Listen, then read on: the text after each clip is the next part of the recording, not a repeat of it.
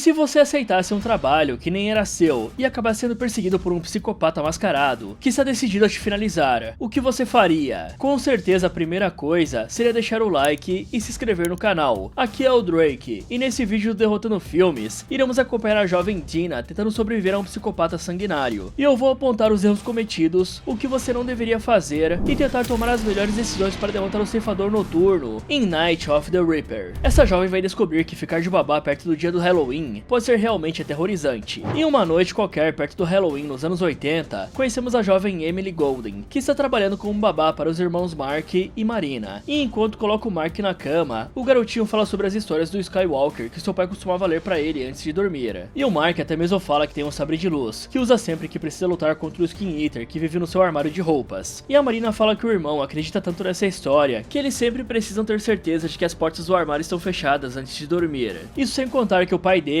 até mesmo coloca uma cadeira como garantia e um ursinho sentado nela, quase como se fosse um segurança. Sabendo disso, a Emily fala que nunca vai deixar nada de ruim acontecer com os irmãos. Por isso ela confere o armário, garante que não tem nada de ruim ali dentro, tranca as portas e ainda coloca a cadeira e um ursinho na frente, assim como o pai deles costuma fazer. E para confortar ainda mais o Mark, a Emily sugere que a Marina fique deitada com o irmão até ele dormir, algo que a Marina reluta, mas aceita, já que ainda está muito cedo. Então a Emily apaga a luz, fecha a porta e chega se o outro quarto está trancado e desce pro primeiro andar, onde coloca uma música para tocar na televisão e curte a noite, bebendo, dançando e dando aquela tragada no maldito cigarro. Isso até que do nada o portão da garagem se abre e assusta a Emily, que apaga o cigarro e arruma toda a bagunça da casa, pensando que os donos da residência voltaram. O esquisito mesmo é que após a Emily esperar alguns minutos com um sorriso no rosto, ninguém aparece e ela decide ir checar a garagem. Mas apesar do portão realmente estar aberto, ela não vê os chefes em lugar nenhum. Por isso a menina vai até a rua, acende um cigarro e respira um pouco do ar puro da noite. Ou quase isso, né? Só que nessa hora, ela vê um carro parado no cruzamento e o corpo sem vida de um cachorro, que aparentemente foi atropelado, o que faz a garota perder a vontade de fumar e voltar para dentro da casa. Mas assim que a Emily senta no sofá, ela vê o ursinho do Mark bem na sua frente com um papel escrito: "Você é bonita", escrito de uma maneira um pouco errada. Então ela sobe até o quarto do menino para tirar isso a limpo e descobre que apesar do armário estar aberto e a cadeira jogada no chão, o Mark ainda está dormindo. Por isso ela apenas confere o armário, fecha as portas e coloca a cadeira e o ursinho de volta no lugar antes de sair. Em seguida a babá vai até o quarto da Marina tirar satisfação com a garota por ter tentado se passar pelo seu ex-namorado, o Chad. Afinal, se não foi o Mark quem escreveu isso, só pode ter sido a irmã dele. Porém a Marina deixa claro que não foi ela, até porque alguém tão esperta jamais escreveria errado desse jeito. Só que a Emily não acredita na menina e manda ela ir dormir, mesmo que ainda seja relativamente cedo. O esquisito é que no momento em que a Emily sai do quarto da Marina, ela vê vários porta-retratos enfileirados no chão do corredor. E aí, pensando que foi o Mark que fez isso, ela vai até o quarto da criança e encontra o ursinho em cima da cama dele, com um bilhete escrito: "Seja minha". E como o Mark ainda está dormindo, fica claro que tem outra pessoa dentro da casa. E para piorar ainda mais, assim que a babá tenta pegar o bilhete do ursinho, os cabides se mexem no armário e a Emily sai dali rapidamente, deixando o Mark para trás. Então ela decide pegar os porta-retratos do chão e vê a porta de um dos outros quartos se abrindo. Aí por algum motivo, a Emily decide ir verificar e entra perguntando se os patrões estavam ali dentro. O bizarro é que no instante em que um raio cai do céu e ilumina o cômodo, é possível ver o reflexo da Emily olhando para ela, o que não deveria acontecer, já que a jovem estava de costas para o espelho. E para deixar a situação ainda mais sinistra, alguém passa correndo no corredor como se estivesse saindo do quarto da Marina. E percebendo isso, a Emily não perde tempo e vai até o quarto da garota, onde encontra a pobre criança amarrada na cadeira, com uma mordaça na boca e um bilhete escrito: "Pra sempre". Por esse motivo, a Emily sai correndo pro primeiro andar e tenta desesperadamente ligar para a polícia. Porém, ela não consegue fazer isso, já que alguém cortou o fio de telefone. Então ela vê outro telefone em cima da mesa da sala e vai rapidamente pegá-lo, sem nem perceber que uma das facas sumiu do suporte de lâminas. Além disso, o clipe que estava passando na televisão é interrompido e substituído por um vídeo de uma pessoa fantasiada de Reaper, segurando um bilhete escrito: "E sempre". E enquanto a Emily fica congelada em choque,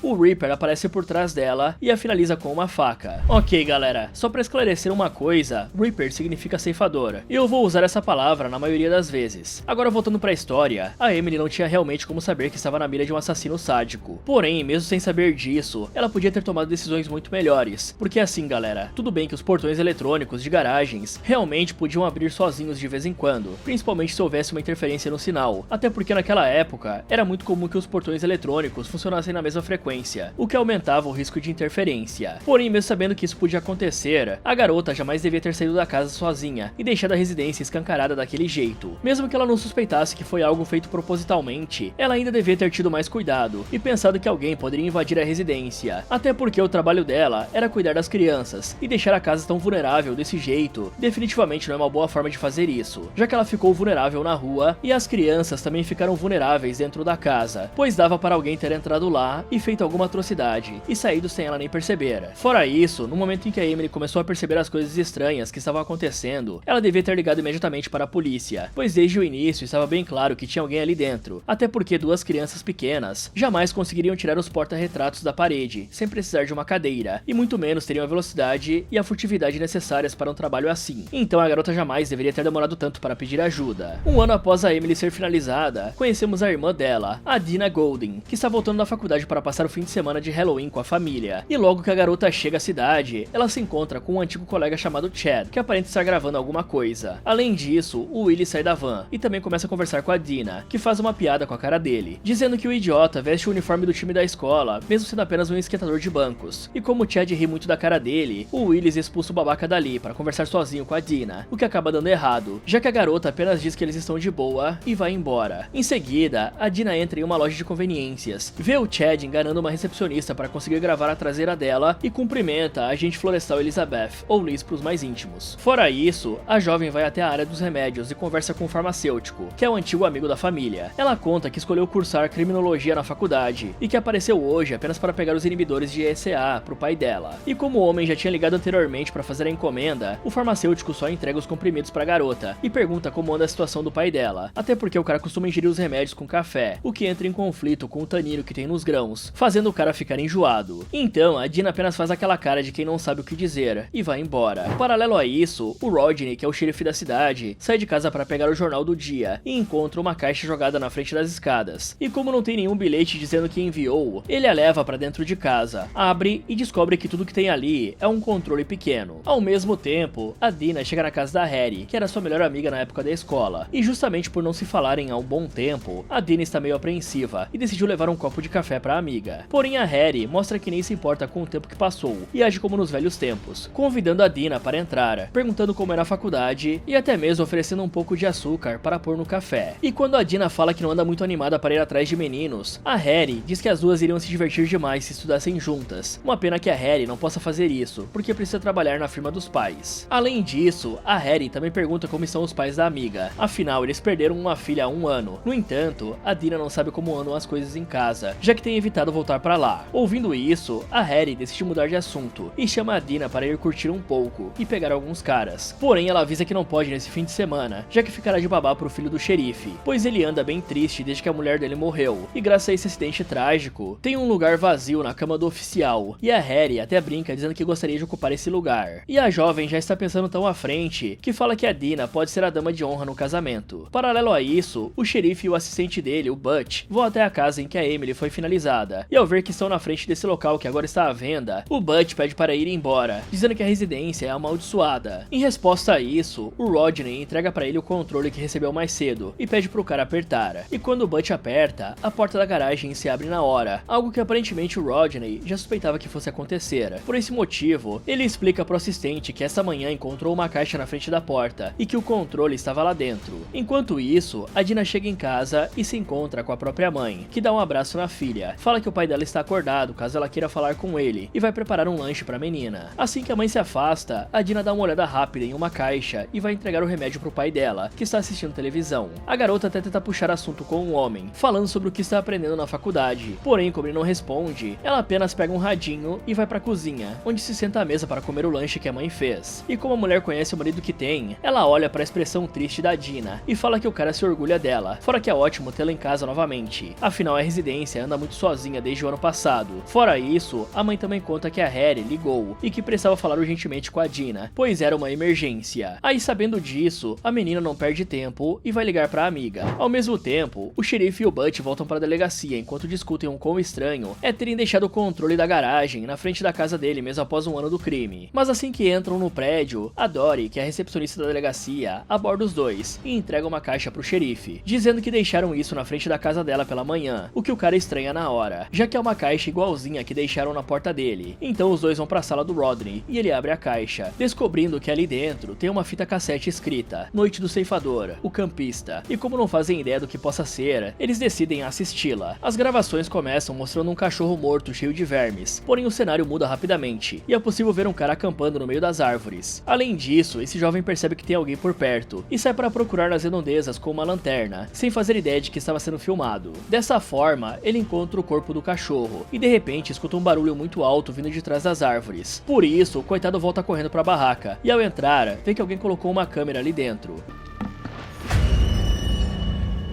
O bizarro é que no momento em que ele pega o equipamento, o ceifador aparece atrás dele e o golpeia na cabeça antes de arrastá-lo pro meio do mato. Vendo isso, o Butch pensa que é apenas um filme de terror. No entanto, o xerife reconhece o jovem e fala que ele é o Connor Davis, que foi achado sem vida há mais ou menos 2 anos. E apesar do caso ter sido fechado como sendo um acidente na floresta graças à samambaia que ele tinha fumado, o Rodney fala que nunca acreditou nessa história e que essa é a gravação de quando o garoto foi finalizado. Ao mesmo tempo, a Harry finalmente atende a ligação da Dina e explica que está passando muito mal. Por esse motivo, ela pergunta se a amiga não pode cuidar do filho do xerife nessa noite. No começo, a Dina resiste um pouco, dizendo que prometeu aos pais que ficaria em casa com eles. Porém, a Harry dá uma apertada, falando que precisa muito desse emprego, e a garota acaba aceitando cuidar da criança. Bom, levando em conta que o crime envolvendo a Emily, e até mesmo o caso do Connor, tiveram algo a ver com uma câmera e com filmagens, é bem óbvio que o esquisitão do Chad aqui é o nosso maior suspeito até o momento, né galera? Então é bom ficar de olho nesse doidão desde já que ele deixou claro que tem um comportamento bem predatório.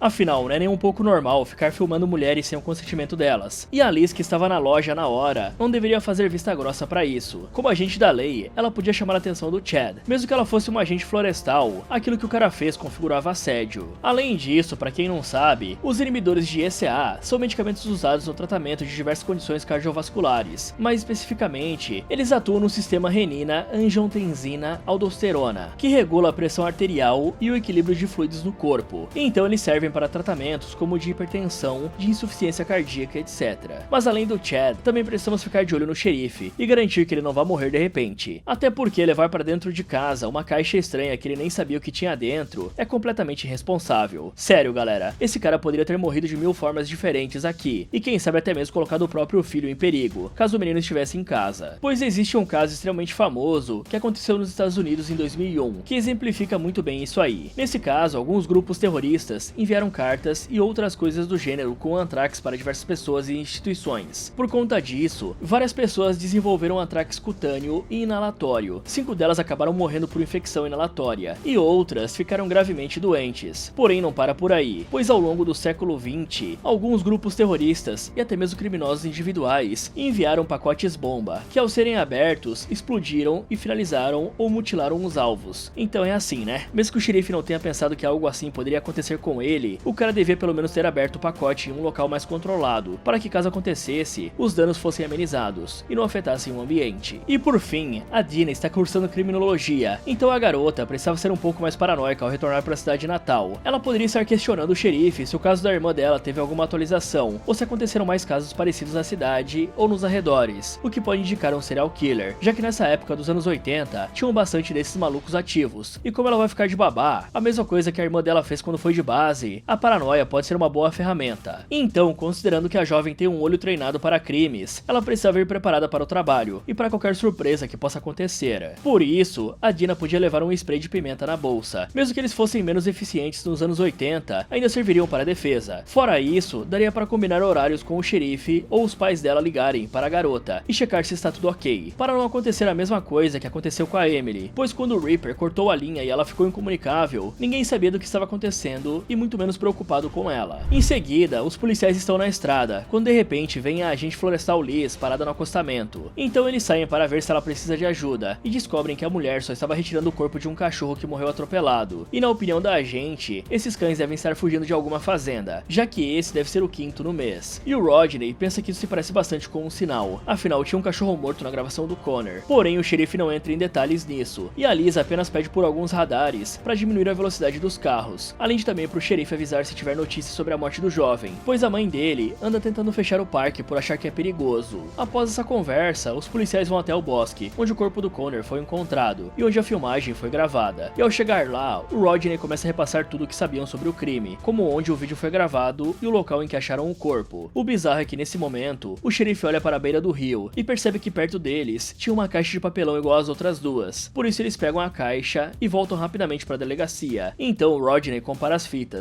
e descobre que os títulos delas parecem ter sido escritos pela mesma pessoa, sendo que a nova fita se chamava Noite do Ceifador, a Babá. Ao assistirem as filmagens, eles veem alguém gravando a parte da frente da casa dos Grays, que é onde a Emily foi finalizada. Além disso, essa pessoa também abre o portão e se esconde dentro da garagem para esperar a Emily sair da casa. Mas assim que ela faz isso, a filmagem acaba. E como precisavam tentar encontrar alguma pista sobre o assassino, os policiais revêem a fita e conseguem perceber a placa da van do Chad em um frame bem curto. Ao mesmo tempo, a Dina chega na casa do xerife e se encontra com o Max, que estava jogando videogame. E como sabe que o menino gosta muito da Harry, a Dina se desculpa por ter que vir no lugar dela, ao que o Max encara numa boa. Por isso, a garota se senta e os dois começam a conversar. Paralelo a isso, vemos os policiais na sala de observação conversando sobre o Chad, que está na sala de interrogatório esperando para ser questionado. E o Butch não tem certeza se essa é a melhor abordagem do caso, pois o garoto era menor de idade quando tudo aconteceu, e agora está reclamando sobre os seus direitos constitucionais. Apesar disso, o Rodney ainda entra na sala de interrogatório e começa a questionar o Chad, perguntando sobre as filmagens, se o jovem gosta de gravar os outros e o que as pessoas pensariam quando descobrissem que ele gosta de fazer filmes snuff, como por exemplo o vídeo daquele campista que nem sabia que estava sendo filmado. O problema é que esse papo todo deixa o Chad muito assustado, por isso ele fala que não sabe o que está acontecendo e menciona que eles nunca falaram seus direitos de Miranda. Em resposta, os policiais falam que o garoto não está sendo preso, pois os dois só querem fazer algumas perguntas, mas o jovem ainda se recusa a colaborar. Aí o xerife fala que na visão dele, o Chad deve ser apenas um ajudante do verdadeiro assassino. Em paralelo, a Dina fica cansada de ver o Max jogar e pede pro garoto lhe mostrar a casa, só que ele não parece nem um pouco interessado em largar a jogatina, por isso ela muda de abordagem e fala que vai dar alguns doces pro menino se ele fizer um tour pela residência. E como não é bobo nem nada, a primeira coisa que o Max faz é mostrar os armários em que ficam os doces, e após isso ele leva a Dina para passear pela casa. Isso até que a garota vê a porta do porão e decide ir lá embaixo com o garoto, mesmo sabendo que ninguém entra lá desde a morte da mãe dele. Lá embaixo, a Dina encontra muitos equipamentos antigos e o vestido de noiva que a Abby usou para se casar. Porém, como o Max não se sente confortável nesse lugar, ela apenas deixa o vestido na caixa e volta para cima com o menino.